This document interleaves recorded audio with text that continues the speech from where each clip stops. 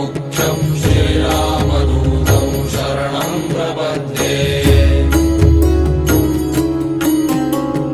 मनोजवं मारुततुल्यवेगं जितेन्द्रियं बुद्धिमतां वरिष्ठं वातात्मजं वानरयूथमुख्यं श्रीरामदूतं शरणं